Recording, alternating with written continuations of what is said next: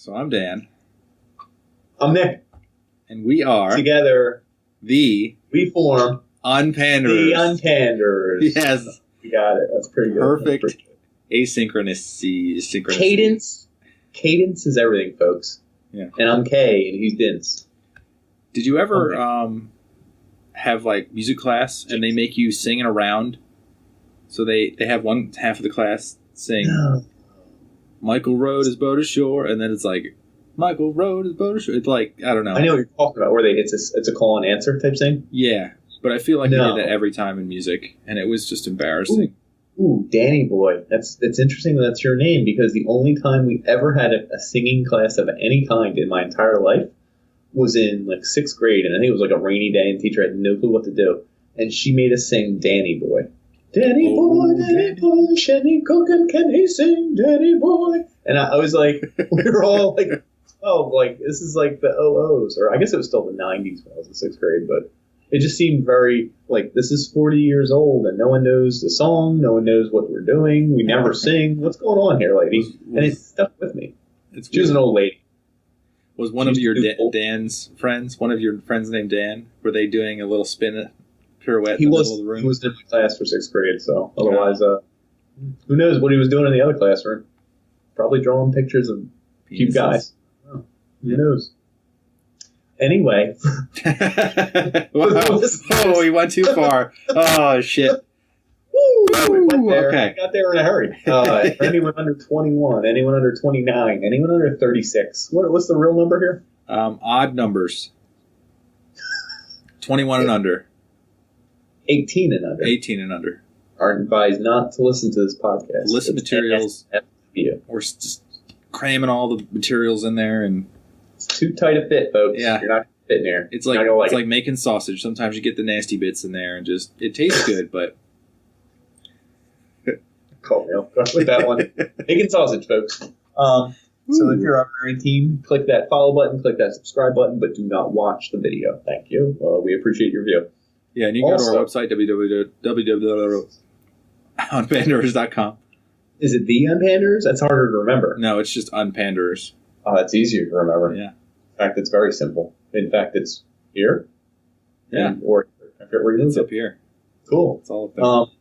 Also, for the record, we would like to tell the kind folks at home that none of these opinions, statements, jokes, impersonations, or stories are actually real. Yeah. It's all opinion therein, not based on our employers, our friends, our relatives, anyone we've ever met. Yeah, and if you're listening in on the podcast, whenever I wink, it means it is my opinion. But not on the YouTube channel. Oh, interesting twist, huh? Quite a twist. I don't even know what it means, but I imagine we're covered legally. We'll make sure to wink with both eyes. That's a blink and not a wink. Your Honor, my client Dan of the Unpanders was chugging lemon juice when it got in his eye, and he repeatedly blinked for the rest of the episode. Oh, man. I don't even think you'd digest that much lemon juice if it was pure. You'd be cracking lemons. It'd sear your anus. When life hands you lemons, sit on them. See what happens. Huh. Well, I actually have a new tongue twister. I was excited to try this one out for you. Because I made it up. I didn't read it online. I didn't hear no one else say it. This is my tongue twister. The only reason I know it is because we have a titty club. Oh, nice. It's a customer. I'm not going to name names, but they order fryer oil. Please be dirty. I hope this one's dirty. No. That's the whole tongue twister. I apologize. But every time he says, I want one fryer oil, I have to say it back to him. So I say, okay, one fryer oil. And by the time we both said it, it sounds like a whole different word. So I'm like, how many times can you say that word in a row? And I'd like you to try for the podcast, Dan. Give us fryer oil. Fryer oil. See? If you do it, you sound like you're Southern somehow. Fryer like you're like, fryer oil. It's like you have marbles in your mouth. Exactly. Anyway, that's fryer oil. It's pretty good. Try it at home. Try that one. That's mine. Yeah. I made it up. I get all rights, all money, all legal fees. Just move myself in the camera here. I'd like to say there are some clarifications from the last episode. You have a correction? Yeah. Because I have one as well. Go ahead. Okay, good. Because last time you asked me if I'd want to have a threesome of my choice with my wife involved, and then a threesome of her choice. I do recall. With me involved. I would like to say that not for one moment did I consider that. It's like an ESPN the next day announcement here. This is like a I'd like to say that I made no comment and thought no scenario. I thought no further of it. I didn't even consider it. I wouldn't even consider it, honey. Interesting. This is your press conference the next day. Adjusting his tie. No, I did not even consider a threesome. Pulling out random women's clothing. Just like dripping with various oils and sediments. That's a dirty rag. That's one dirty, dirty rag. You're rolling around in the dirt. Well, I actually also had a correction in the last episode. Something we did wrong. Yeah. I discussed a little bit about fighter planes, and I said something about the F-16 fired a certain missile. A lot of people were probably going to jump on me. The F-16 could actually not fire AIM-120s, AMRAAMs, AIM-7 Sparrows. That was the F-18. They didn't have the Block 15 ADF installed, so my bad. Another quick clarification. The F-18 is the one that uses a probe to latch into the drogue for refuel systems. Oh. Yeah, I was a little confused when he went over that last time. So I tripped you up, and I apologize so much to our intrepid viewers, listeners out there. I just didn't want to offend trolls, the F-18, when I was talking about the F-16. So, clarification, I apologize. Move on, folks. Man. Let's move on. I almost lost some sleep over that one. But I didn't. I had some sweet dreams. So it's, Smirk or Smile. I like this little segment. This is a fun one. It's a good one. Mine's short, but it's pretty sweet. Oh, really? Who would you like to go first? It's short. Would you like me to go first because it's short? Or would you like you to go first because it's just, you got this great Smirk or Smile. I'm the Dan half of the podcast. I have two, so I'm going to sandwich you. Smith. I almost hit a deer the other day while walking. He jumped out of the bushes. Caught me off guard. You should have led with the whole story and then said, I was walking. He jumped out of the bushes. I swerved left. I moved my one arm to the right. We almost hit. It's the beginning, though. They're going in the rut. They're getting a little wild and freaky. And, those bushes are right by the bike path. Is it that time of year? Is it rutting time? I think it is. Because this one deer, shout out panders to them deer getting it. If you're listening and you're a deer, hit that like button, hit subscribe. I'm all about my deer getting some. I hear that the deer like it when you get on all fours. So if you really want to be friends with the deer, just saunter up next to them on all fours. If you're the submissive type. Yeah. I grab a deer by his antlers and I give it to him. That's when I tape the fake tail to my butt and wiggle in the air. Is that a doe? No, it's a Dan. He's going on all fours. And he bought that butt plug for a reason, folks. So that was legitimate. I almost actually got hit by one. I was surprised because I only heard the bushes rustle, and then it was in front of me. And then I was like, what the? They do this? And they do this? What do you actually do? Like just sprint by you and keep going? Or he was moving like 20 miles an hour. He like leapt out of that bush towards me. Yeah, I don't want no business with that. I'm going to be that guy that punches the deer and says, what are you doing, man? Get back! Have some respect! Deer. So I think that was my Is that a smirk? I think that a little bit of both, because I was like, what the hell? What the hell, man? Life. Holy mackerel. Who made these animals? God. Holy mackerel. Mine's a little more decadent. Oh. So we're unloading the truck out there. I'll say the name of the street, folks. Chelton Ave. Shout out Chelton Ave. I know you're listening, folks. And an ambulance is coming. It's a busy street. It's a main thoroughfare. And everybody slows down. I want to see what the ambulance is doing. You know what I mean? I check this out.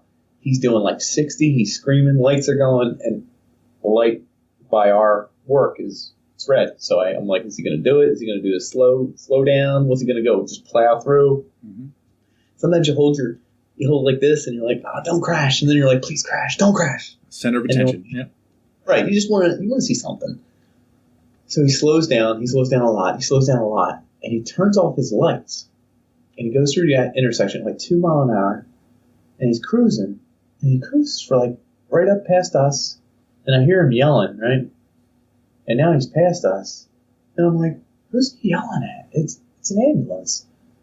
My dad's over here, and he's looking, and I'm looking. And then his lights snap back on, and he goes off at like 60 mile an hour. And I was like, no. And my dad gives me the elbow. And there's this middle-aged woman with this big old butt, right? And she's walking down the street, and he's like, he was hollering at her. And I was like, what? And I was like, like someone's in the back, like going, and then the guy's like, hey, girl. Oh, honey, what's up? You want to check out a corpse? Dick. And I just thought that was awesome. I'm going to bring that booty back to life. EKG. Paddles of life on you, honey. Anyway, I thought that was awesome. And I mean, who's going to tell him, the guy? Me? I mean, I just did, but I mean, that's like, yeah, we were watching the Unpanders, Mark. That was your route that day. He died. He was 10 seconds too late. I don't know what came over me. Yeah. Big old booty in a style. He delivered that story so well that you could clearly picture that you were in that story, Mark. Yeah, he read off your license plate, Mark. I don't know what you said. Interesting. That was my smirk smile of the past few days. So this is going to be a roundabout smirk smile. Because I have this book called All the Pretty Horses on my desk.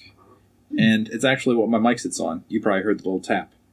I did. In the movie version of the book.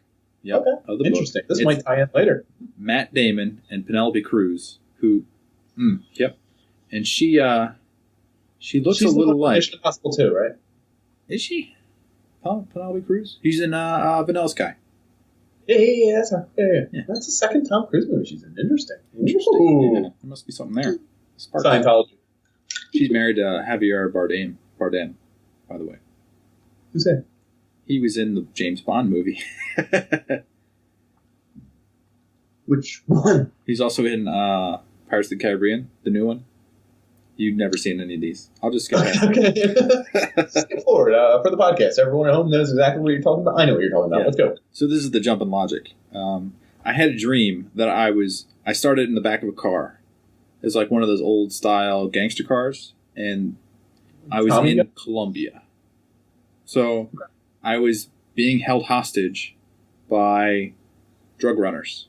Mm-hmm. And in the front seat, there was a Penelope Cruz lookalike who kind of looked like Camilla Cabello, if you know who that is.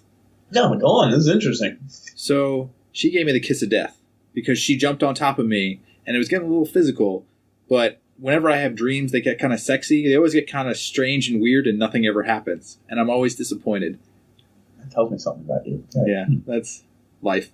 And so she gave me the kiss of death. It got kind of interesting, and then she jumped off. Marked, right? Yeah, and as soon as like she marked me, I decided like I needed to get the hell out of there. So I bolted, and it was in the middle of the jungle. And I'm literally like going through the bushes, going through the trees, and I find this clearing, and these guys are after me with machine guns. They're chasing close behind me, and I think this is my spirit animal. This is what gave me the smile. Is a cheetah came out of the woods right at me. He was sprinting directly towards me, and the moment he saw the drug runners, he diverted his attack line and went right after them, and I survived because of the cheetah. So you were kissing another woman and a cheetah? You're a cheetah or something? You're a cheater? My cheetah chi. The right, chi of the cheetah. You're a cheater. Chakras, yeah. They aligned. Straight cheater. line to my enemies. Interesting. That's just one of the best ways to wake up. I don't know how to respond to people's dreams. And do you want to hear the coolest reason why? Sure. Okay. I roommated with a guy for 4 straight years at college. His name was Tom. Oh, you roommated him? Yeah, I roommated. With him? In the room. I mated with him. Okay. He was a fairly average individual. I love him. But the reason I say average is for this reason. Normal guy, whatever. one day he was arguing with me, and he's at his computer, and we would just look at College Humor back to back, not even talk to each other for like hours at a time. This was back in the heyday. Yeah, that was back when College Humor was big, and they had kind of videos on there too. No, it was before videos. It was just pictures mostly. Huh. There was like Facebook wasn't even around. Anyway, we would just like look at. I'm telling you. I remember looking at videos of College Humor. They did get videos, but this is pre-video. This is like literally, it would be like someone's cool Halloween costume, like someone writing the word slut over like a dog or something, and everyone would laugh, and like, I don't know, just goofy things. I remember in high school kids watching porn on College Humor in the lab, the computer lab. Huh. I don't remember porn, but you couldn't do any work in the computer lab because the kid would be like, hey, did you see this one? And then you turn around and be like full frontal, and you'd be like, oh. Yes, no. I do see it now. Yeah. Right now, I do see it. You're absolutely correct. It's hard to avoid eye contact with it. Well, Tom, one day he's like, isn't it Wednesday or Thursday? And I was like, no, blah, blah, blah. I always do chem lab this day. I have a paper due here, blah, blah, blah. It's definitely Thursday. And we argued. He looked it up online. He's like, you get days wrong a lot? So I asked him, I said, what? Are you stupid? Answer me, Tom. Are you stupid or something? And he was like, no, I just dream of a day. And I'm like, what do you mean? What he explained, no. When he dreams that he wakes up and he has to brush his teeth, and he's tired, and he has to like check his phone, and he has to check his watch, and he has to figure out what to wear, and then he has to like figure out how he's going to get to class and what time he should really leave, and if he should have breakfast, and then he slowly walks to class, and then he has to sit through like a 50-minute lecture, and usually he doodles, and usually does this. And I was like, wait, Tom, are you describing a dream? He's like, yeah. And like, it's the saddest dream. And I was like, what? And he's like, it's just like a regular Tuesday. And I'm like, so you don't fly or shoot people with machine guns or Uzis or anything? He's like, no, it's like really boring. I was like, that's the worst dream ever. So then he would wake up thinking it's the next day, but really he has to relive Tuesday. God, that's terrible. How awful is that? I would never want to relive a work day. Why would you dream of a work day or like a regular Tuesday? It was the oddest thing ever, but it cheetahs coming out of the woods. Way cooler. Yeah, definitely. I do know this. I do know this one woman who has narcolepsy, but it's like a very soft version of narcolepsy, and it's like barely a nap. Yeah, people snooze. People confuse it with cataplexy, which is like absolutely losing your like in a moment you're like paralyzed. Look at you! Check that out. So with narcolepsy, you get like, she taught me that. Tired, you fall asleep. Yeah, narcolepsy is like an overall tiredness, so you take stimulants to stay awake. And then when you do fall asleep and dream, your like REM cycle's messed up, so you kind of go in and out of the dream, and it feels more real. That makes sense to me. So like taking Ambien and staying awake and beating off. Did you say taking Ambien? I did. It's like it's a common theme. I've never done it. I have no idea. I don't know what that does. I've taken Ambien before, but Did you go to bed after it? People do talk about like really vivid dreams from Ambien, and they do random shit. Hallucinations if you don't let yourself go to sleep. This is what I heard. Never done it. People say they carry on like full conversations. I read about this before I took it, and I was like, this sounds pretty cool. Cool. And I took it on an airplane, so I was like, I was completely out, and I was wondering if I would chat up the person next to me. What if you did? What if you literally had... How crazy would this be? You wake up with your wrists ziplined together because you're arrested on the flight to Italy? No. Well, that was your trip over there to Pompeii, huh? Uh-huh. Episode Rome reference. Quite an episode. Click down. No, never mind. I'm not going to do it. Find your own damn videos. Find the video yourself, you piece of garbage. Episode listing, www.unbanders.com. I do have something because I want to come to dreams again, but I don't want to flesh it out entirely right now. Oh, no, these are potpourri. Okay. Potpourri. Mm-hmm. What I wanted to ask you, it's like a would you rather scenario. Scenario here. Mm-hmm. Let's say you have the ability to do one of two things. You have to pick one. You can either influence and get men to extremely like you, but women will hate your guts, or vice versa. Which do you do? It lasts your whole life. First, the answer seems obvious. I would like to introduce a clarification here. Go ahead. Oh, yeah. In a previous episode, I think it was, I forget what I said. It's either men or women take over the majority of the globe. And I know you were wrong because I looked it up. I'm pretty sure I was right. I said women make up 51% of the population. This study could be 5 to 8 years old. And in that 5 to 8 year time frame, it's flipped. Really? So if I wanted an army of the majority of the world, I'd go for men. But I'm not going to do that. Do you know what the percentage is? Is it like 51% or like higher than that? Is that weird? It only swings like 51 to 49%. Hold up, as an aside. Could it ever go to like 70 by chance, or is that impossible? So, I'm going to, as another aside, I'm going to take your side and go another way.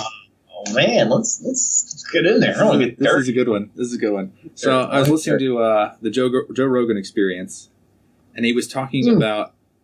I know that podcast. Friend of the podcast. Yeah, Joe Rogan. He had some good people on there. He was talking about how they took away wolves and then reintroduced them. And the wolves directly eat coyotes. So the coyote... Are you talking about the habitat thing? You probably listened to the same one. No. I saw the special. Oh, really? Is it where they reintroduce wolves into Yellowstone? Yes, exactly. Yes, I did see this. All right, go ahead. Okay. Sorry to interrupt. This is cool because we both saw this independently. Yeah. So the wolves really impacted the coyote population. And the coyote population is unique because they all howl to each other, so they know who's out there. Mm-hmm. The female coyote will listen to the howls, and if she doesn't hear enough howls, she will become more fertile and have more offspring. Whoa, I didn't know that. You get deeper than I did, okay. Yeah. So the population of coyotes actually rebounded after they were decimated, and now there's even more coyotes than there were originally. So now they're less fertile. Yes. No. What's interesting is, on top of what you were saying, I believe the coyote population affected a lot of the other animals, deer, chickens, small animals that coyotes would attack. Now, those animals ate fewer vegetation. That makes sense. It's an ecosystem that's fluctuating. Sure. Yep. So I think more vegetation made for more plants growing in certain spots and less in others. Probably more insects. But the ones where, right. Now, where there were more insects and plants, it changed actually how much water flowed down the riverbeds. Huh. So literally, like, rivers formed where there hadn't been any, and some rivers diverted to other areas. And those rivers brought with them more animals to come down and drink from. And the wolves that originally started this had more food. Huh. So introducing wolves back into Yellowstone apparently not only changed the species landscape, it changed the physical landscape, which I thought was badass. Yeah. Like, it changed, just everything changed. Like, there's not a river over there. Oh, yeah, we introduced wolves. The wolves did it. And you're like, right. And you're like, they made water pathways? You're damn right they did. That's crazy. It's amazing.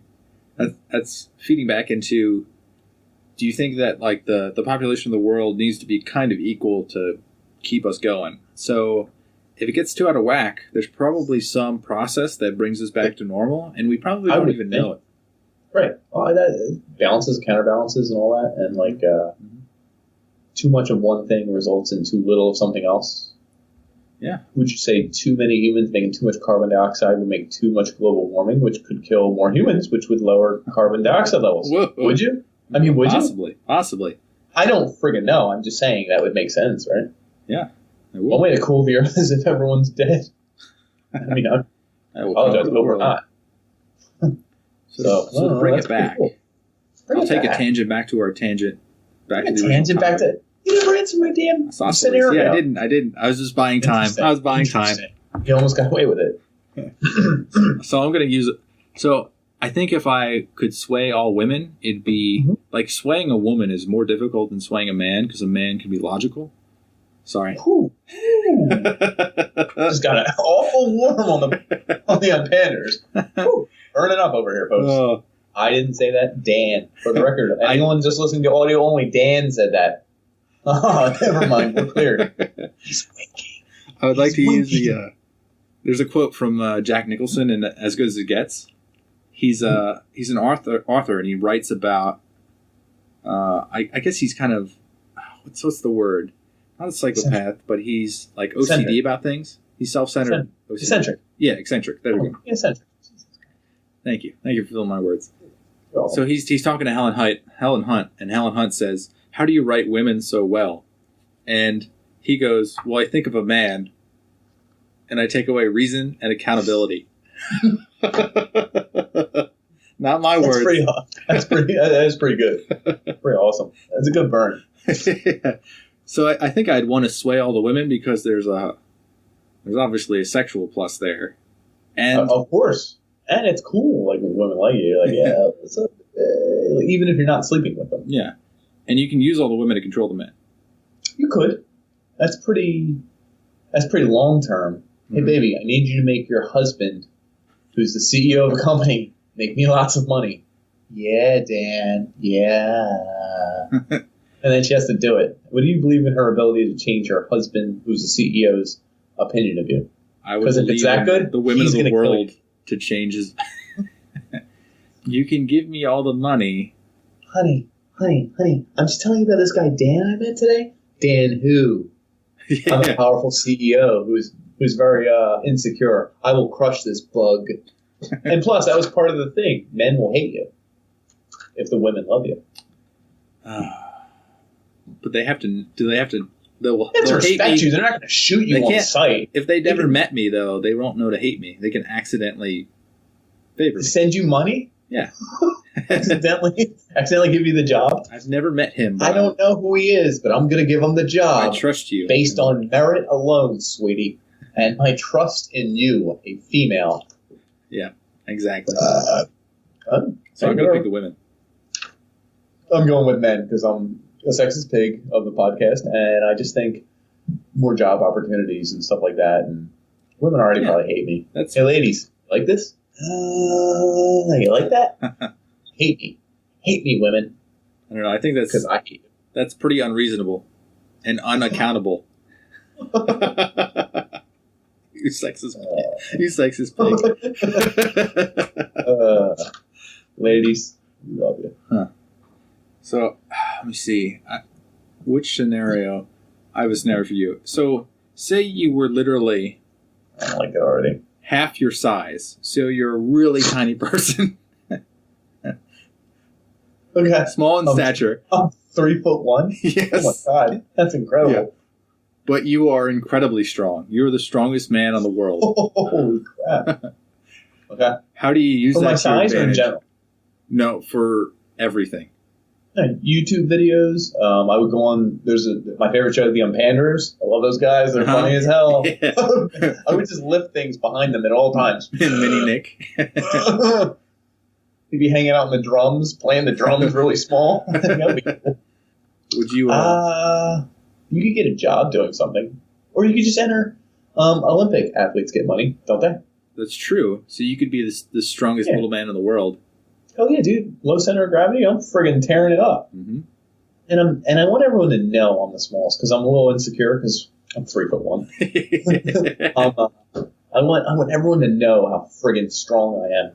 Because if you're an Olympic bench presser or whatever, squatter, power lifter, who cares, dude? People can't mess with you.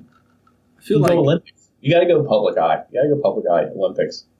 I know it's a freak show a little bit, but it's like the power of being the strongest in the world over Trump's freak show. And if you're 3'1", listening contest, we actually like you. You're not a freak show. But if you're the strongest man in the world and 3'1", maybe. But they make me so mad. He picks up a house. I would just love to use that to egg muscle men on, like the guy that's like 6'5", and just like that's the guy who's bigger than you. Yeah, he's like, hey, little man, and then he tries to push you out of the way, and you're just like, hey, big tree, you want to mess with me? Be interesting. Yeah. Now, would I pick that if it was that life or my life? No, because I don't know that life. Like, I feel like that's a lot of work. That's a lot of work to be I know you're automatically an Olympic athlete. But like, I don't know. If you knew you could win a gold medal, and it was just like, you just have to do a lot of work to get there, like, you're going to win it. You just have to do a lot of work. You'd probably be like... Naturally it's like, what kind of medal? Like, how much does it pay? Can you make it easier? I don't know. What year is it? That was the year I like Summer Olympics better. I'm not really... Oh. My kid's sick. I might just not do it this year. He's got a cold. And it might get me, and then I'm sick, and he's sick, and we're both sick. I'm done. It's over. Come on. That's some good scenarios there. I think I enjoyed that thoroughly. I hope the audience should too. Are you seriously ready for the best part of our show? Oh, I think I am. I hope you're going to skip right to... Celebrity Challenge! Oh, my goodness. Oh, Lordy. I can't believe. It comes so quickly, and it goes so fast. I come so quickly to this area of expertise. Yes. Did you have one? I actually had one. It's a really good one. I have the celebrities I think I'd want. No, it doesn't work like that. Oh. I actually have a whole celebrity challenge. Okay. You do the whole thing then. Christina Hendricks.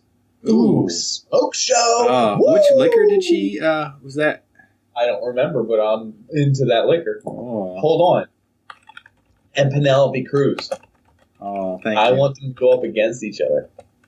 You know what we like with them girls. You know what I'm saying? What kind of challenge can we get them to do? Hold up. Dizzy bat. Ooh, they got to go around the bat, and then they're all dizzy. And maybe, I haven't told you what they're wearing yet, Dan. Are you excited? You ready for this? I can already picture it. Yeah. They're going to do it in bee catcher gear. Oh, like bee catcher gear? That's the least sexiest thing you could do for black label whiskey. Where's the blue label? Interesting. Keep looking, dude. You better get your attention back to the podcast. Sorry, there's something on this screen over here that it's hard to resist. Anyway, Luckily, I know she loves me because all the women in the world love Ms. me. Hendricks. Ms. Hendricks. God, her face. Ms. Cruz, Penelope, come on down and do Dizzy Bat with us. And you're going to wear those big old bee caretaker masks and those bee outfits that make you look like the Stay Puft Marshmallow Man. And you're going to spin around on that bat, and you're going to swing at that wiffle ball. Like, damn, ladies, that's hot. Yeah. I think it's sexy as hell. It's the sexiest thing I can think of, those two. I'm biting my fingernail right now because I can't. Both you ladies would do this. We're going to donate so much to charity. 80 cents per person. event. Yeah. Per person. I'm talking charity. 160 cents. Per at bat. For both these. So what are the rules exactly? You have to spin around, 3 times? 6. 6 times. I want them dizzy. They have to hit a wiffle ball. These voluptuous women going to be hiding in these bee masks. Oh man. Geez. There are no bees involved, right? Just to clarify. Should be. We'll do it with the bees. How about that? Just to make it fair. Holy crap. We're releasing a stream of angry bees at these women. So they have to hit a wiffle ball off of a stand. Mm-hmm. And then does it involve running around the bases? Or it's got to travel at least 45 yards, so they got to do it again. 45 yards. And then they have to do the bases. So it's just pretty easy. And if they care about charity, they'll both do it. Yeah, let's see if they care. Pretty sexy. You know what I'm saying? Those bee outfits. I'm going to have a weird fetish now. I just created a fetish. I love bees. Anyway, that's the celebrity challenge. Wow. And we call that one Honey for You. You know what I'm saying? Oh, nice. I really like that. So, that was enjoyable. Good. I'm glad you enjoyed it. Yeah. Where do you want to go next? I got something easy. Word of the day. It's pretty quick. Well, you could. Or you could go to the Thursday throwback.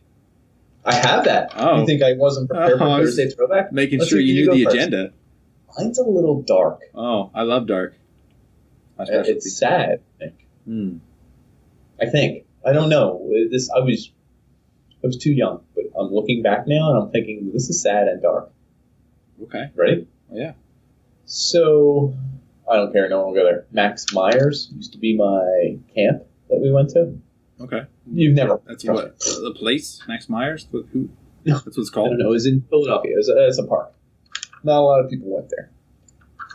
It was our summer camp, though. Is this the one that had spray painted penises everywhere? Yes, exactly. Oh. It was very urban explored. Mm-hmm. Well, at the end of summer camp, at the end of every day, you would either get in your lines or walk home, or your parents would pick you up, whatever. Mm-hmm.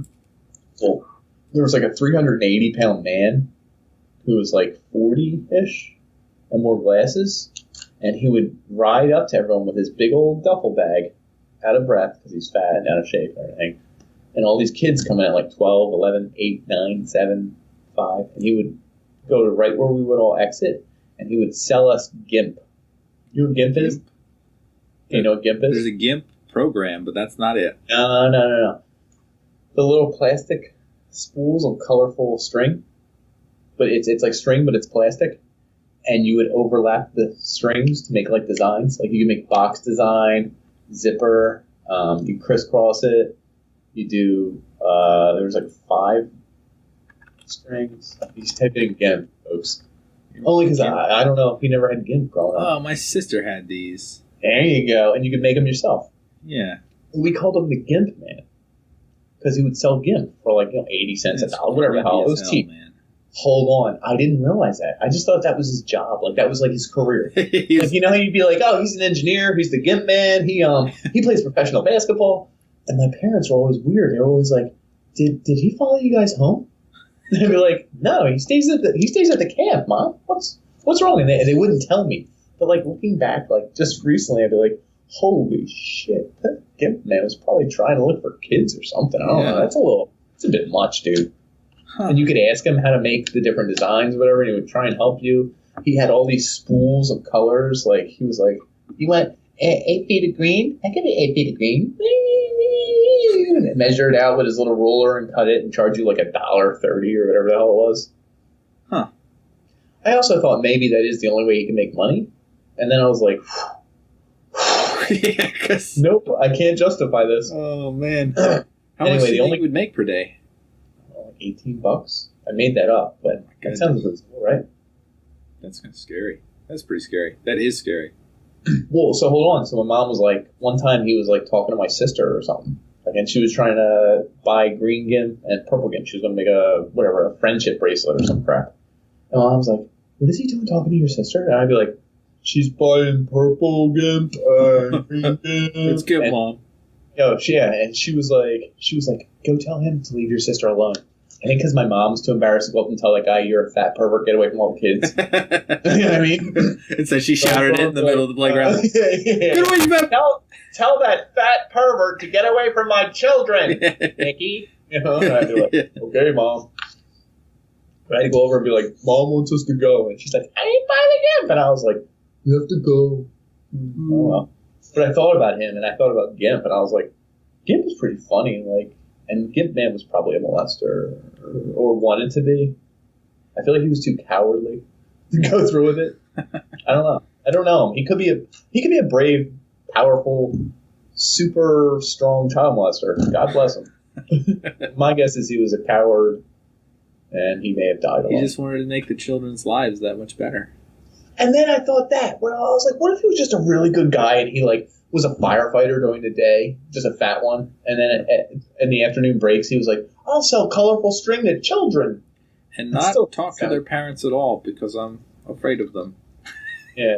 Like, and he would ride that bike. I still remember him. It was weird. He didn't even have a car? He had a bike? No, he would ride his bike there. And it was in a duffel bag with all these GIMP products. So, like, this is before the days of internet. I mean, you couldn't order GIMP anywhere. Who the hell knows what store sold GIMP? Yeah, you'd be flipping through some catalog and trying to call some number as a... Right, so I mean, it was convenient, I guess. And the summer camp is where kids would use it. And I guess maybe the counselors were still outside. It's not like they would just leave them and be like, oh, the GIMP man's there, let everybody go. You know what I mean? But anyway, I thought of him when I was thinking of old school stuff. Like, I was like, GIMP was funny. And I was like, oh, the GIMP man. Mm-hmm. Oh, boy. Huh. They used to have other things like the, I know those like snap bracelets that were made of metal. Metal. And then eventually one of them like started to wear thin and then slit the person's wrists. That's the myth. Would that ever happen to you? I'm Would not you be like, dumb. it keeps getting thinner. It keeps getting thinner. It keeps getting thinner. It keeps cutting me. Very. Wait a second. It hurt me. It hurt me. It keep doing it. It hurt me. Ow! It has a tiny cut. Oops! It's bigger. Oops! It's even bigger. Oops! I'm bleeding. Oh my god! I'm gonna die. Let me use this around my neck. No. Yeah. Oh my god! Let's do this around my neck now. Oh, there's so many little things like that. There's just pure plastic bullshit. Well, I guess that's going on now too, probably. I guess so, but at least we're not experienced. I mean, maybe in 10 years when our children finally get involved in that crap, we'll be like, oh, stay away from the Gimp Man. No, actually, I'd probably be like, hey, Gimp Man, I have you on Instagram. I have you on Twitter. I know who you is. We're tracking you. Step outside, I'll step to you. Well, what was your throwback? Because mine was pretty dark.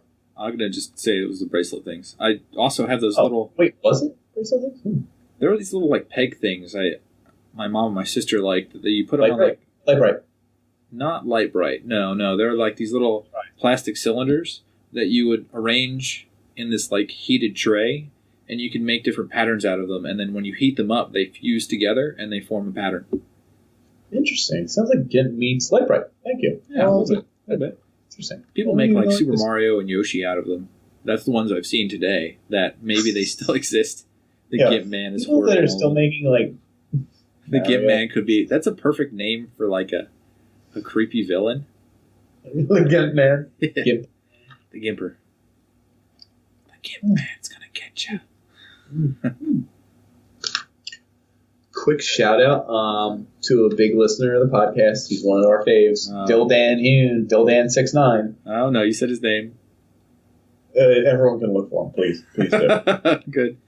He loves this podcast. He listens to us on an old ham radio. That's Hune with a W-H-O-O. Stop, go. I said Dildan69. Okay, good. That's what I said. Anyway, he told me the other day that he found his girlfriend's journal, like her diary. Which page did he flip to? So exactly. I was like, you didn't open it, did you? And First page. I did. No, he just opened to the middle of like one of those pages that's very creased. He opens it up. What do you think he found? Probably Ryan Gosling. Pictures everywhere. Like that's you would think in a normal girl. Well, his picture crossed out. Apparently, pentagrams. She wrote this fiction where she's the main character. Oh boy. Hold on, and she finds this rare amulet. It's ancient, and she unearths it. Is she at the center of the flat Earth? No. Hold on. It gives her the power to shrink any man on Earth. So what she does is she keeps. It's all the same paragraph, just with a different person. So she's like, she grabbed the power amulet and she turned to Hitler and she said, "Ye, I shrink," and she would shrink Hitler back in time and step on his balls. Oh, that was her thing. So then he found 2 stories where she shrunk him, turned to him and said, "Hey, Dildan, I shrink thee." And he shrunk, and I stepped on his balls. She does this through, like, tons of people through history. There's a George Washington. I shrink thee, George Washington, and she steps on his balls. I shrink thee, Ben Franklin, and she steps on his balls. He does no clue. Anyway, he literally pretended he didn't read nothing, closed the book back up, put it back under her pillow. What do you do? At this point, I don't even know. You can't bring it up, can you? How do you quietly bring it up? Hey, babe, I was wondering if you wanted to step on me tonight anywhere. I don't know. Can you even say that? Be a Halloween costume? Would be a shrunken version of you. Hey, pretend you're a giant. Step on me anywhere you would. Step on the doll. Oh, that's what you do. I want you to be a bigger person. Yeah, hold on. Drop a doll in front of her, dressed like you, and see where she steps on it. With your nuts hanging out? Yeah. Honey, I dropped this doll. Could you pick it up? Yeah, I'll pick it up. And she would step on its balls. Because that's her thing, I guess. Oh, the visual from stepping on balls is just, Anyway, good luck, Dildan. We really root for you here at the podcast. Thanks for listening. Yeah. Hopefully she ain't listening. Because she'll know. that you read her journal. That's all that will be left, just a dill. And she will step on your balls. Yeah. She'll get her wish, I guess. I don't know. It's really sad, actually. Yeah. I hope he correlated that to what argument he had with her. But he probably isn't that smart to look back. He's going to lose. I can't read. Yeah. It's like a picture graph. We have arguments and I draw pictures and she gets even more mad. Diagram? I don't even know what I'm drawing. So that moves us on to our... I have word of the day. Oh, you do? You didn't? I have a good one, actually. Do you? All right, I'll go first because mine's not that good. Mine's literally a word that has been in my head since I was an English major in school. Indomitable. Oh, yeah. You know that word? Yeah. Well, William Faulkner wrote a book about some kind of bear, and I don't remember it. Steamboat or something. There's a steamboat or a bear involved. Trust me. William Faulkner. Okay. American author, 1940s or some shit. I don't know. 20s? Yeah, anyway, he uses the adjective indomitable like 400 times to the point where I ignored it all the time because I was an English major. I could just pretend I know what it means. And I was like, what does this word mean? Because that's what I would do with most words I didn't know. Final exam. Right. And I looked it up, and it's been in my head ever since because no one else uses that word except William Faulkner in that book. So there are certain words that just don't get used in normal speech. Right, and he used it so much that it was like, wow, buddy, let it go. Do you think he dropped it in normal speech all the time, and people were like, God, that's Faulkner. He was trying it out in sentences. He was like, the freight train cometh this way. I find it indomitable at most. And people were like, Bill, you got to cut it out. You called him Bill. That's awesome. I didn't even make that joke yet. That was nice. He's in his diary writing indomitable. Bill's here. I want those indomitable French fries, please. They're just regular. They're going to sear my insides and remain French fries throughout the process. Ooh. My word is a little bit more awkward and sexual. Or It not sexual. like it's actually clismophilia. Fear of pleasure. Not philia. Damn. Is an philia, enjoyment of pleasure? Was it pleasure, though? It's a certain type of pleasure. Sexual. It is definitely sexual. Clitoris? And this is from Mindhunter, which I've been watching on Netflix, and I'm almost done, which is pretty good. But clismophilia is the enjoyment of enemas. Ooh, that's a bit much. Yeah. How can you want them? I think it's either way. You give them or take them, which is, I guess, whatever. I don't even know how to respond to that one. I'm gonna drop it. But I don't see how you perform a normal sexual act after enjoying an enema, because that's going to get messy. That's just not. I don't know how that's fun. I don't get it. Well, enjoying the enema is taking it and then pooping it out, right? That's what I think. They didn't specify what happened first. It has to be. There's no way you enjoy putting whatever into your butt and then when you have to poop like 2 minutes later. No, it's probably all part and parcel an enema. An enema is probably the beginning and the end. So you're saying this is completely logical then? It's understandable.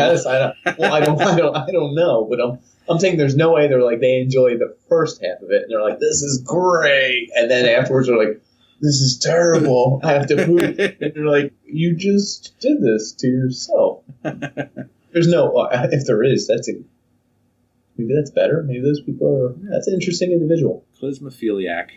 Hey, Clismos, click that like button and subscribe down below. We're the panders. If you can will for the podcast. That was a blink. One eye at a time blink. Or a double wink, however you want to take it. Good words. I do want to say something. Oh. What do you got there? You gotta make sure you're in the light. You're not in the limelight. There's no limelight in that area. Oh, I apologize. R.R. Martin. That's too close. George R.R. Martin, dude. Oh. Game of Thrones.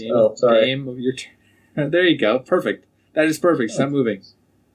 Well, I want to talk. No. I don't want this book to take everything. Anyway, guys, George R.R. Martin, Game of Thrones. Oh, that sounds like the hit TV show everyone's talking about. of course, everyone knows the show. Does everyone know the book? I know everyone knows it is a book. I know everyone knows it's a good book. Actually try and read it. Everyone at home, I've been stem to stern. I think this is great. For $18 in the USA, if you're in Canada, it's $21. I don't want to get into the disparity. Yeah, $1. They're both dollars, but damn it. Anyway, this is the paperback version. It worked just as well as the hardback version. I can't put this book down right now. It's just glued to me. And the thing is, you think you've seen it all when you see the show? Well, check the book. Look at all these pages. You know what you're getting in here? More characters, more stuff, more drama, more nudity, everything. And it's just, what it is simply incredible. It's spawned the TV show. So if you like the TV show, chances are you're going to like the literature. Think, people. Anyway, I haven't read a single page of this friggin' book. Reading is for nerds. If I did, I'd be down with this book. I really think everyone should give it a shot. I will not. I don't even know what book of the series it is. It's like book 3, book 4, or book 1. You start in the middle? Who cares? Reading is for nerds. Anytime you see someone reading, dump coffee on their book. That'll teach them a lesson. Huh. You know what? Go ahead. You really need to get the audiobook.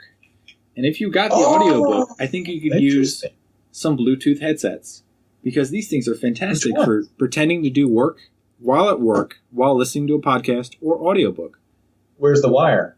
Oh, these ones, they do have a wire. I actually... No, meant the wire to the device. Oh, there's multiple wires. Who needs No! They're wireless. They're wireless. Well, actually, I'd like to bring that up because I have 2 of them. Oh. And this one I kind of don't enjoy because it falls out when I'm running. When I run, I rarely run. When do you run? Did you run once? I made sure I ran, so I was disgusted by it. And the one time that I ran in the past month, it fell out, and I was like, I can't use this ever. So then I got this one, which it has this weird earpiece thing, which I'll put that up there. That looks like new Google headphones. Yeah, it like sticks in your ear and makes sure it doesn't fall out. But then you got this other one that's like flailing around. It's just like, I need to be able to hear. Tuck it in your shirt, dude. Look. Oh, it just starts to drag down. It's just annoying. That's what I do. Yeah, that's why that's exactly why I recommend this product. It's the 2-run M26. Holy shit! It's fantastic. I'm in love. I can't believe this actually exists. Expensive. And I might look like my grandmother from 10 years ago, but... He's talking about the hair, the facial features, the wrinkles on the eyes, the earpiece, the shirt. He's talking about the whole package, folks. Yeah. But I actually used this today for 2 conference calls at the same time. It was amazing. I was doing twice the work of anybody at where I work. It's just amazing. Wow. And listening to a podcast. It's strange how I can do so many things with just a simple Bluetooth headset. The 2-run M26. Sounds expensive. How much was it? Oh, $16.99. That's it? That's it. I can get one today? Maybe tomorrow? Because today's running short. But it's a little late. Yeah. It's a little late. Yeah. It's pretty good. I prefer this one. It's good. Incredible. It doesn't even hurt my ear. My tiny little ears. Folks, what he's saying is so true that I have to relieve my bladder. I don't care if you leave the goddamn podcast running. I have to piss. You gotta piss. If you want to tell them about something, I don't care. I really just have to piss. Man. You can cut it. I don't care. Everyone leave this. Talk to them, Dan. But you talked about this. Oh, man. He talked about how good he was peeing the last episode where he was driving up to some cabin in the woods and peeing in a bottle. He obviously has cups nearby, so he could just pee right into the cups. He could do it on camera because it only shoots above his nipples. He has a thing with his nipples, so it has to stay right above his nipples. And he could have just let it go. He could have just been peeing right now. You can almost hear. I'm going to go silent for a moment. Let's listen in. Ooh, that's tough. He's probably just faking it. He's probably going to his woman and saying, "Hey, I'm going to be a minute, but you have to stay sexy because I'm going to be back in about. I'm going to make it 30 minutes. I'm going to make her wait. I'm going to make her wait because that's the way I am. They have to really. You have to really have a nice long pause for them to really enjoy it. So, he's back. Oh, how was it? Was it really good? Did I miss anything really good in the episode? Oh, you probably did. But you're going to have to listen to the episode at unpanderers at youtube.com or www.unpanderers.com. I'm going to go there. You think I'm kidding? I'm gonna is it the Unpanders or just Unpanders? Oh, just Unpanders. It made it real That's simple. easier. That's easier. That's way easier. I'm going to go there, folks. I don't care what he friggin' says. Whatever he says is a lie. Probably. Just really had to pay. I feel so great. All right. What do I do after I get to the website? Oh, you click on everything. More clicks equals more Unpanderers. That's the truth. Really? Well, I love this stuff, so I would keep doing it, I imagine. Oh, yeah. I certainly will. Brings us back to dreams. You want to touch on dreams? No, right. Go ahead. I'll end with that. Okay. Unless you seem like you're a little hesitant. No. I have something we'll go out on. Okay. So dreams for me, I know I discussed my roommate Tom and how his are indistinguishable from everyday boring workday life. That's the worst dream imaginable. Mine is the opposite. My dreams, I have trouble remembering because they change phases of matter, they change time, they change location so much. Mm-hmm. It seems like you're addressing the unpredictable and trying to learn from the unpredictable. I don't know if I'm trying to learn from it so much as just saying that's how my life is, maybe? I don't have to get too deep, but when I dream, like I'm in an old house that I used to live in, and I have a toy that isn't mine. It was like this girl I dated once named Tara when I was 5, and she had a playhouse that I didn't have. What was her name? I was supposed to marry her when I was 5 anyway. Did you give her a little gimp bracelet? No, this is before Gimp Man tried to molest anyone. So.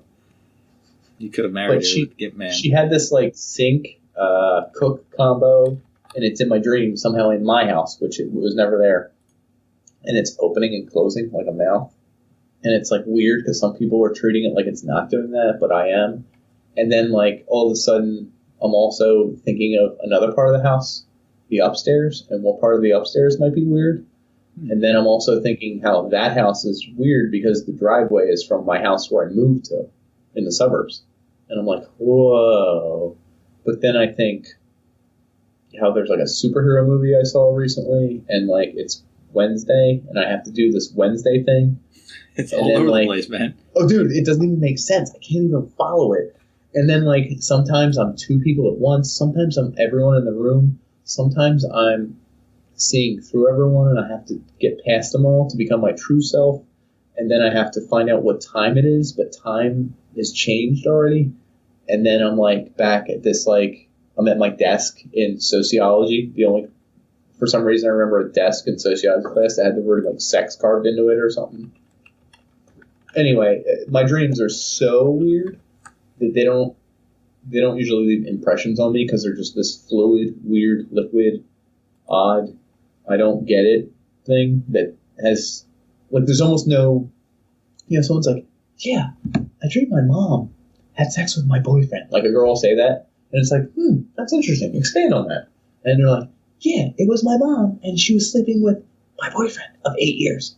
And they're like, go on, in my father's room. And, like, that's, like, weird. Like, I can never have a dream where people I know do something like that. Because my dreams are people with possible actions, feasible. Right. Mine are so weird that I can never do that. Mine's always, like... You're just like a movie that is mixed with another movie. That's mixed with real life, that's mixed with different perspectives. Like sometimes I'm seeing stuff like happy stuff, but I'm seeing it through a sad lens, and I'm like, everything that I see is happy, and I'm like, imagine if it was sad. And I'm looking at it and I'm like, you're going to die in 8 years. You're going to live forever. You're a vampire. Vampire movies are bad. And it's like my brain just keeps moving. Like it doesn't slow down. And I'm like, I'm just along for the ride. It's like one of those you just start scrolling words. I've seen your pages where you just had random words. Yes. That's my dream. Everywhere, all at the same time, and just never gets anywhere. It spreads continuously. Yeah, right, because it won't stop, because you can just build on the previous word with something weird or something. I will sidebar. How old do you think Tara Reid is? Which one's Tara Reid? She was in American Pie. 38.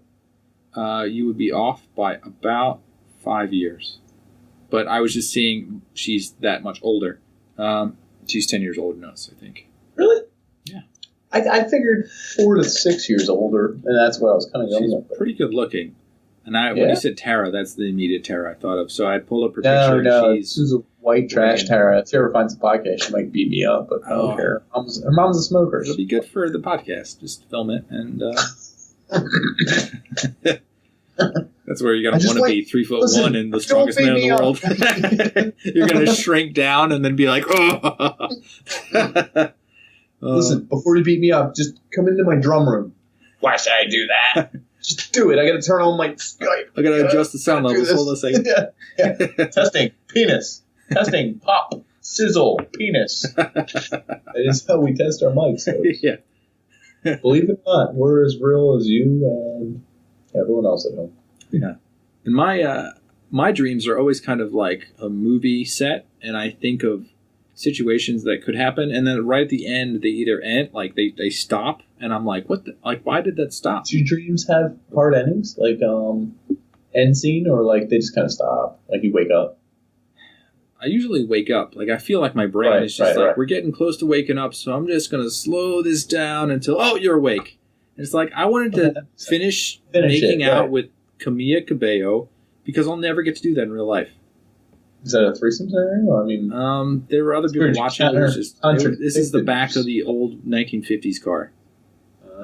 Interesting. And she's like Cuban or Puerto Rican. All those females are the same. Pop stars, early pop stars. Anyway, moving on. Yes. So, yours are movie scenarios that you insert yourself, and then either a celebrity or someone else you know. Yeah, like the time I watched Jurassic World number 2 or 3, and it was the entire movie. And Chris Pratt? Huh? Chris Pratt? Chris Pratt? Yeah, he was actually one of the, I think there were a dozen cast, and it was pretty good. It was involved, so I if they follow my dreams playbook, you should watch Jurassic World number 2. Interesting. So what do you think dreams are? Physically, actually, scientifically?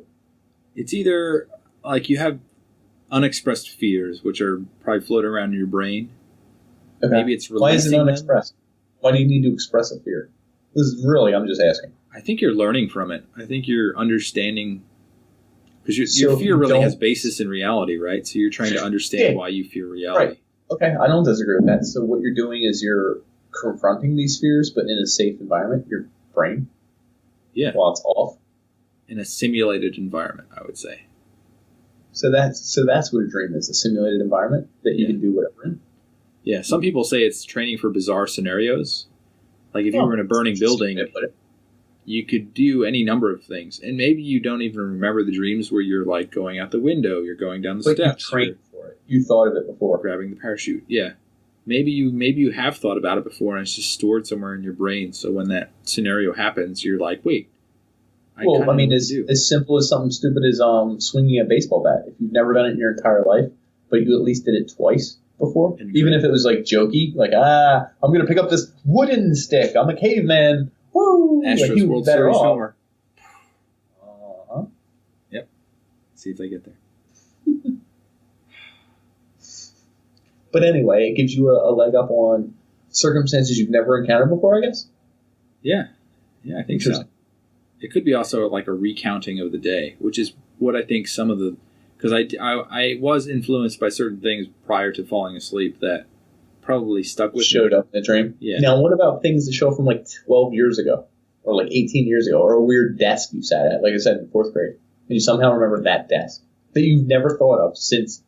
You probably it's left weird because when you say that desk, I remember playing Pokemon inside that desk with the little etch marks and then the micro machines next to me.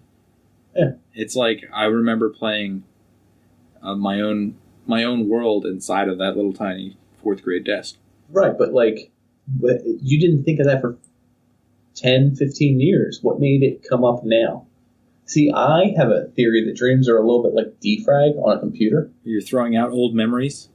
No, not throwing them out. Just you're moving things around. You could be refreshing them. Yeah, that's true. Right. You could be moving it. You could be storing it somewhere else. Maybe you pick it up here and move it to here. Maybe you move this to here. Maybe this is the forefront. Maybe this is here. Maybe you can stack these 3 drinks together because they're all related. Maybe you can, you know what I mean? Because, like, we've discussed this many times, and we've never come up with a solid answer. We don't know how the brain works on the minutest level. Like, when I think of chocolate, and I have a picture of chocolate, and I have a taste idea of chocolate, and I have a generic idea of chocolate, and I have my favorite chocolate, and I have the spelling of the word chocolate, and how the word chocolate looks, and how chocolate looks, and the best chocolate I've ever seen.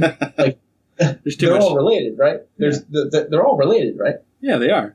So when I say chocolate and my brain has to pull up chocolate, does it go to like this chocolate neuron and then all these synapses are connected to it that I just mentioned? And then more? Like the first time I kissed a girl, it was chocolate. The first time I had chocolate syrup poured on boobies and I ate it. Like, do you know what I mean? Like, is everything related to chocolate? Is connected to that synapse? Chocolate syrup is not good on boobies for some. Well, I guess depending on who you are. Depending on the boobies, I guess. Yeah. But shout out exes. That's like whipped cream. It's not good either. Right. It's more the act. The thought. It's the dreaming of it that really matters. Ooh, dream, bring it back. Because everything actually most dreams are kind of idealistic and like perfect. You don't have the messiness. You can't get down to the detail. You're never reading a book in a dream. You're never just Tom does. Studying for a class, reading a book passing an exam. Tom's reading for 40 minutes studying. He wakes up and goes, "What is that? Tom, you got to study." I didn't already? No. Aww. What is he studying? Disappointed. Yeah, exactly. Just wasting his time. That would be terrible. Love you, Tom. Yeah, most of the details in the dream are not, for me anyway, they're not right. You realistic. Can't zoom in. You can't zoom in on. Yeah. So you have all these dreams that have. Again, I think that's almost like a brain defrag. I think the brain's moving different parts of ideas, feelings, but I think it's mixing places with people, with images, with smells, with times in your life, with feelings, with other people's feelings, and it's mixing them all together, at least in my dreams. Yeah. And that's why I get these weird jumbles that are like, I'm having someone else's perspective on something I saw once when I was 8, in a place that I've been when I was 12, on a scenario where I've never been, but I thought I could be when I was 18. Do you know what I mean? It's just mixing so many things that it doesn't make sense to me. You could be living out all the possibilities that you never lived, just to feel fulfilled in some way. I think you're describing Tom's dreams. Fulfilling the studying. Well, here. So I think you brought this up. What's it called? Vivid dreaming. Lucid dreaming. Thank you. Yeah. Did you do any research on that? Is that real? A little bit. Yeah. I can't at all. I have no control over anything. That's where you can control your dreams and spread them out and decide what you're going to do in them. Right? Why wouldn't more people just want to make love with insert hot model at the time? That actually, if you could get to the point where you could pretend to do anything you wanted. Sure. Yeah. With a model. Whatever model you want.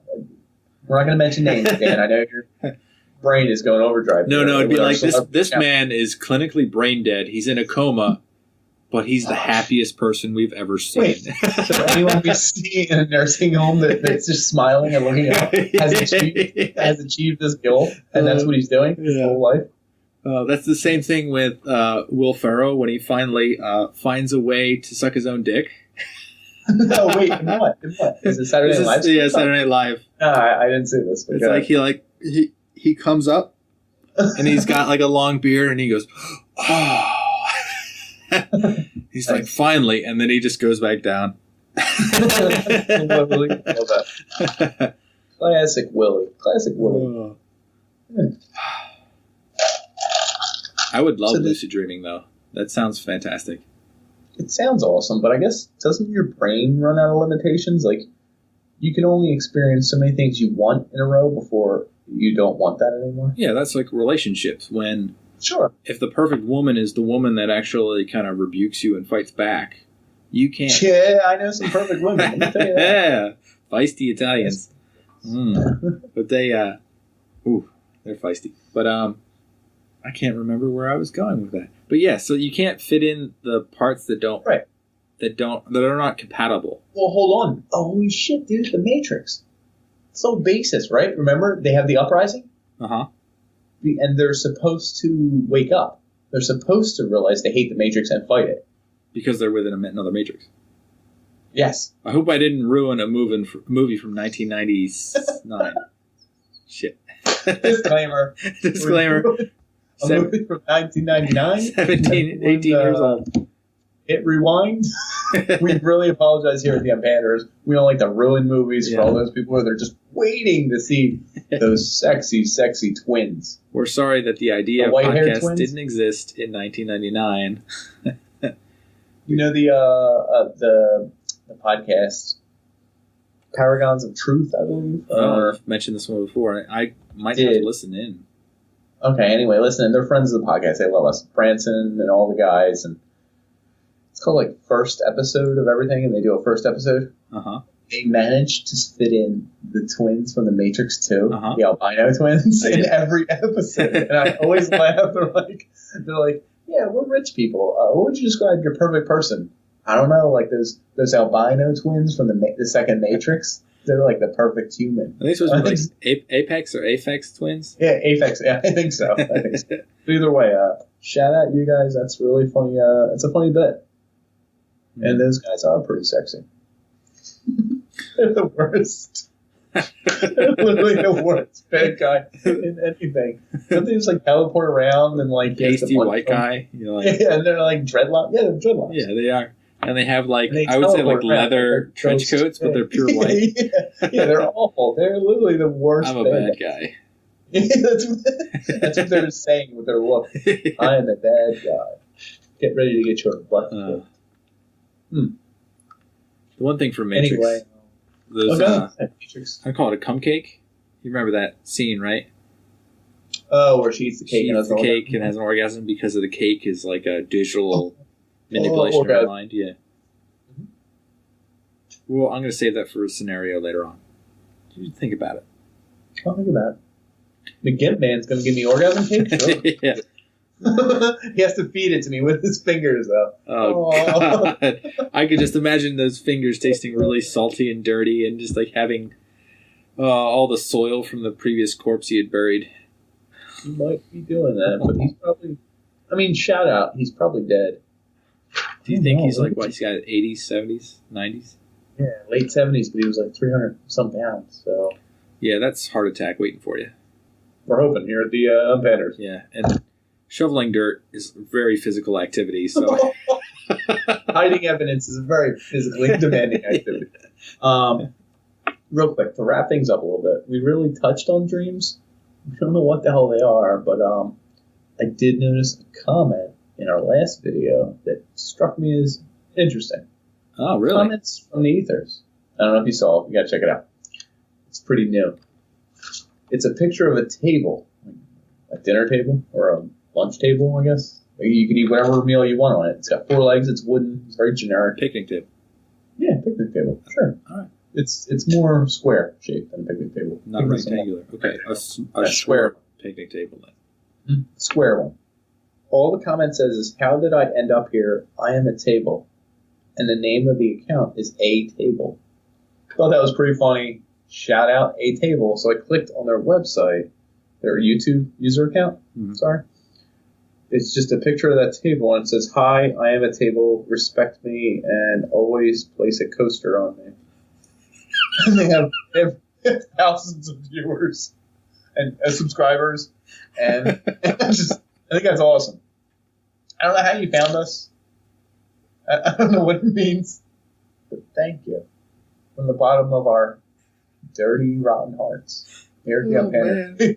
We think that's awesome. Oh, all people, all furniture.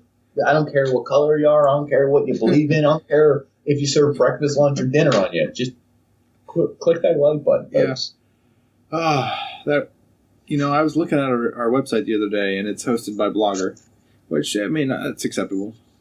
I'm accepting it. It has a button up top that says Next Blog, and you can click to any blog pretty much randomly. So I was clicking on that rapidly to seeing like what kind of blogs were out there. Now, there's old blogs that haven't been touched since 2009. Oh, that's got to be weird. It's like a ghost blog. Yeah. We should go through some ghost blogs. That's a good idea. There are also some really crazy ones. What kind of themes do you think the blogs showed after maybe like 10 or 20 clicks? Because there were some common ones that showed up. The top two. Are they related to us in a way? Oh, I wish. One from 2009 relating to the unpanderers. Well, I don't know. I don't know what happens when you click. Like, does it go something in your vein or just something more popular, or how's it work? It's completely random. There are a lot of religious ones that are exalting God, the God. It's kind of like the unpanderers a little bit. Yeah, because sure. We exalt like, hell yeah. So I go in the bathroom sometimes when my girlfriend's not around. I exalt. It takes me 8 minutes. Extra exalting all the time. So, I can't do it. I can't do this side. There's actually a tangent there.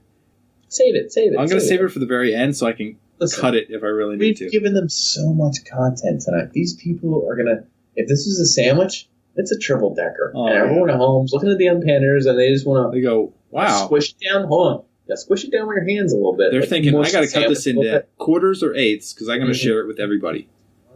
Oh. Yeah. You can just watch the whole thing and share it again. Yeah. But I'm talking, you squish a sandwich, like just mash it till it's almost unrecognizable, and you just bite, dude. Mm-hmm. You're eating this meaty, just tasty, this thing it's good for your soul, people. Just do it. And then like, and then subscribe, and then do everything we want. We're not going to pander, but you better do everything we want. Just pander to us. Mm-hmm. We won't pander. You pander-ish. That's the way this works. Thank you for listening. Hey, folks. It's been a great night. I feel like I learned a little bit about Dan, a little bit about Nick, yep.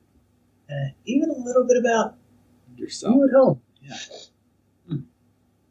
Thanks for listening, folks. We like you. We like you a lot. We're the Unpanders. Check them, Soch. Do it.